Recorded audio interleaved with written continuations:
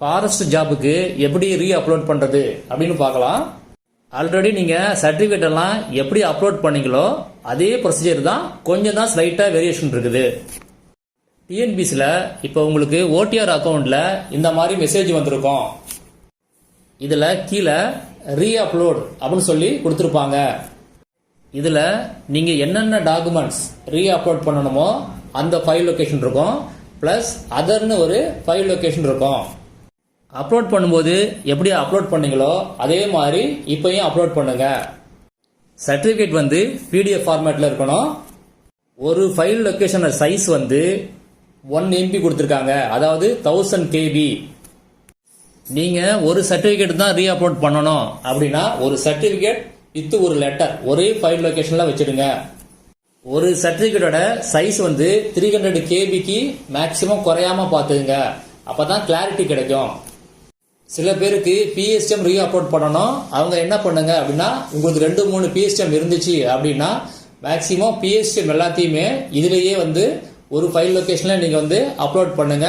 Size maximum 200 to 300 பார்த்துங்க. அதர்ஸ்ல நீங்க லெட்டரை வந்து அப்லோட் பண்ணிடுங்க. அப்லோட் பண்ண பிறகு சில பேருக்கு அக்னாலஜ்மெண்ட் காமிக்கும், சில பேருக்கு காமிக்காது. சில பேர் பிரிண்ட் எடுக்க முடியும், சில பேர் எடுக்க முடியாது. அதை பத்தி கவலைப்பட தேவையில்லை. நீங்க வியூ டாக்குமெண்ட் போய் நீங்க கொடுத்த சர்டிஃபிகேட் கிளியரா இருக்கா அப்படின்னு செக் பண்ணிக்கலாம். லிஸ்ட் ஆஃப் டாக்குமெண்ட்ல போய் நீங்க செக் பண்ணி பாத்தீங்கன்னா நீங்க அப்லோட் பண்ண சர்டிஃபிகேட் எல்லாமே அங்க இருக்கும். எந்த டேட்ல நீங்க அப்லோட் பண்ணீங்களோ அந்த டேட்டு அதுல மென்ஷன் ஆயிருக்கும். இதுல சீரியல் நம்பர் 7 and 8 இது வந்து அப்லோட் பண்ண உங்களுக்கு காலம். இதுல பாருங்க டேட் மாறி இருக்கு. இதுல எப்ப நீங்க அப்லோட் பண்ணீங்களோ அந்த டேட் வந்திருக்கும். இந்த லிஸ்ட் ஆஃப் டாக்குமெண்ட்ல இப்ப நீங்க புதுசா அப்லோட் பண்ண சர்டிஃபிகேட்டும் இருக்கும், அதே சர்டிஃபிகேட்டும் பழைய சர்டிஃபிகேட்டும் இருக்கும். மேல வந்து பாத்தீங்கன்னா நம்பர் ஆஃப் டாக்குமெண்ட் அப்லோடட் இதுல என்ன காமிக்கும் அப்படின்னா பழைய சர்டிஃபிகேட், இப்ப ஆட் பண்ண புது சர்டிஃபிகேட், இது சேர்த்து டோட்டலா எத்தனை சர்டிஃபிகேட் அப்படின்னு காமிக்கும். லாஸ்டா எப்ப அப்லோட் பண்ணீங்களோ அந்த டேட்டு உங்களுக்கு மேல காமிக்கும்.